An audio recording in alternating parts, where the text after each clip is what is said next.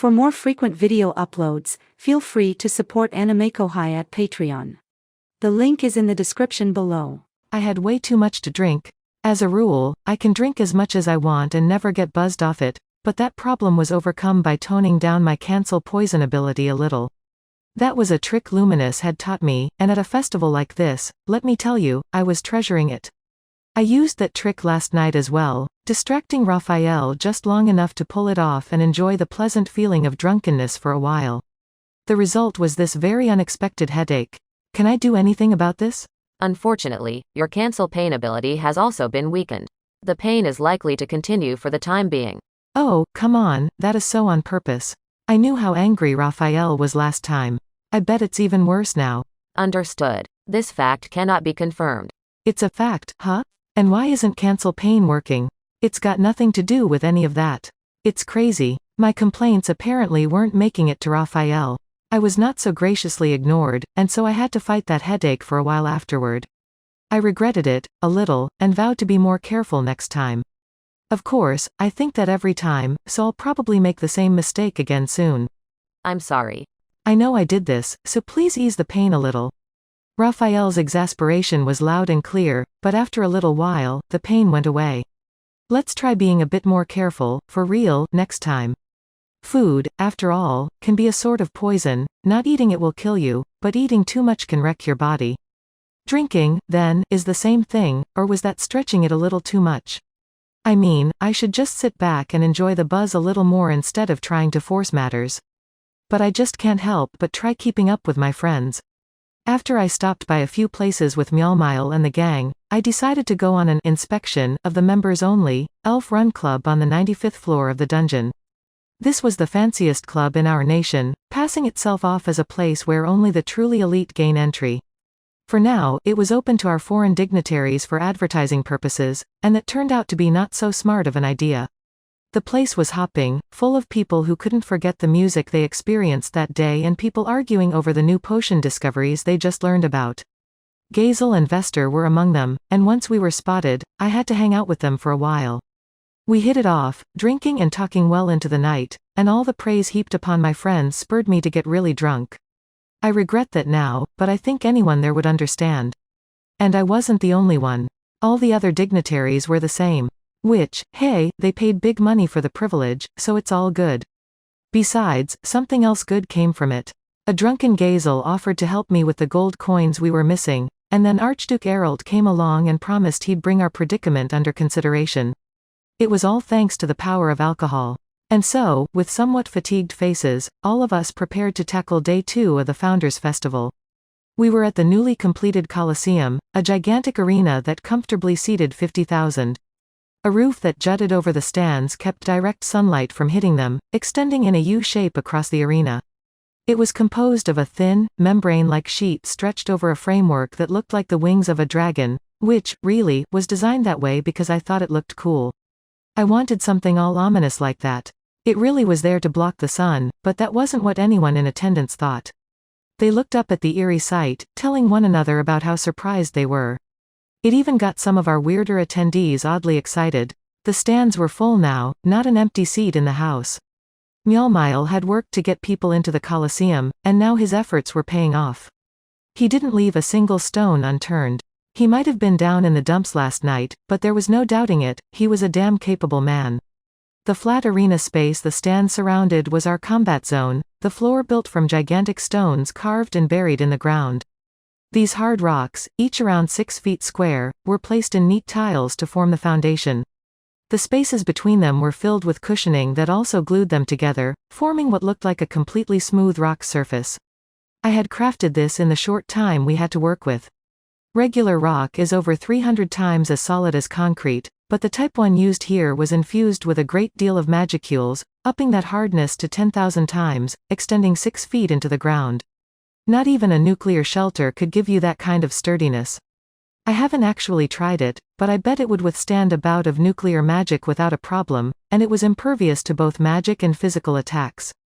Around this rock floor arena were 2 defensive barriers.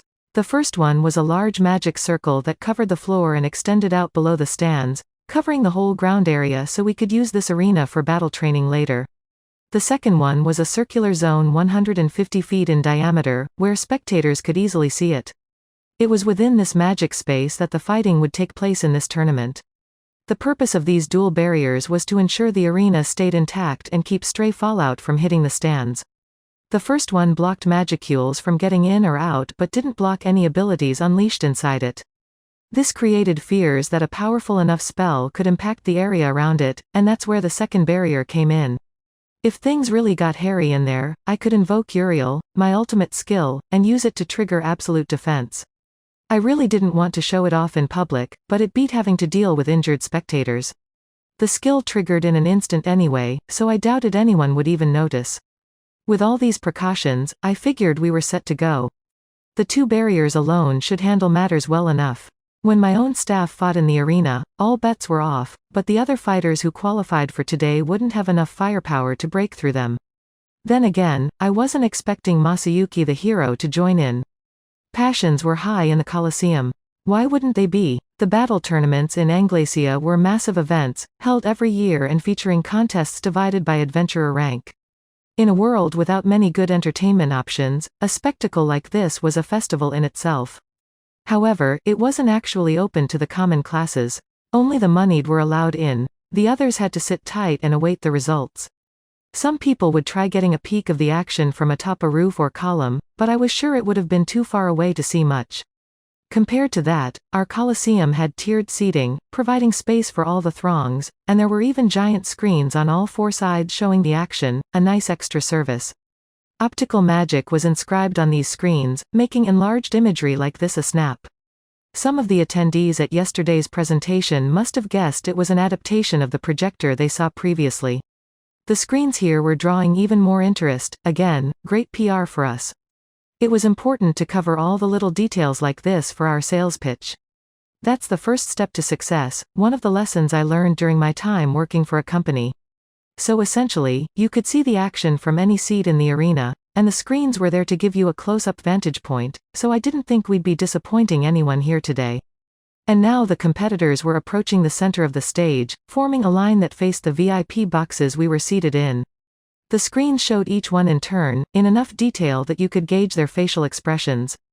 They all certainly looked unique in their own way, and I knew at least a few of them. Gobta and Geld, of course, but that wasn't all. I basked in the surprise as the introductions began. Each one would get their own little intro, the screens changing their viewpoints to offer a close-up view of the fighter being described. The announcer was Soka, a dragonoot working under Soe, and she began by announcing the 6 winners of the Battle Royale rounds.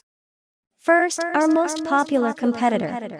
Winner of the first battle yesterday, his name is Masayuki the hero. She was really getting into it, standing right in front of the competitors with her face unmasked. This wouldn't affect her work as a covert agent of ours, would it? Not a problem. Soe, on standby next to me, said when I asked. She is disguised when on duty, and Soka is particularly gifted at concealing herself. Besides, we need someone among our ranks to serve as a known figure, for the purpose of public events. If that was his take, I saw no need for worry. She clearly had a gift for emceeing anyway. No one has seen his graceful sword skills in person.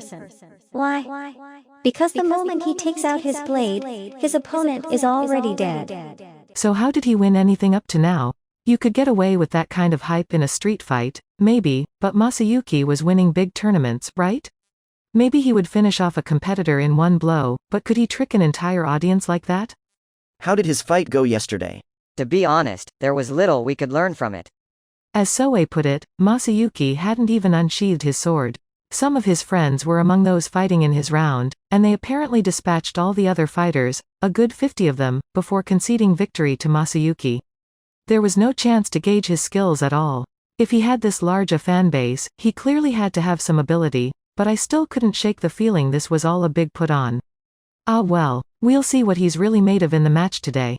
With his overwhelming force, he's become a household name, declaring himself a hero at his tender age. But what does Masayuki have in store for us today?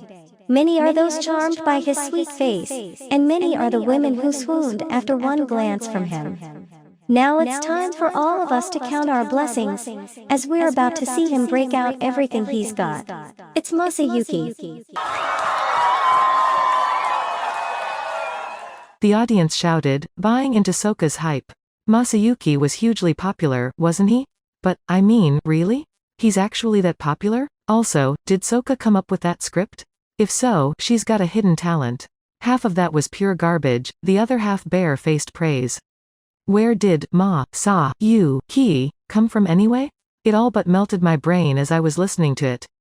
And it had to be hard for Masayuki, too. What if he got touted like that and lost in the first round? I'd be too ashamed to show my face. If anything, it was a really mean-spirited way to introduce him. It had to be Soka backhandedly slamming him, I thought. No wonder she was Soei's closest assistant. Malicious. The next contestant was Jinrai the Mad Wolf. He had a grizzled hero feel, and despite his shabby equipment, he just looked like a badass. One of Masayuki's friends, too. By the looks of things, he wasn't an A rank in terms of strength, but I still felt like you couldn't go easy on this guy. There was a secret lurking around him, if you asked me, and I decided to keep a close eye on his match.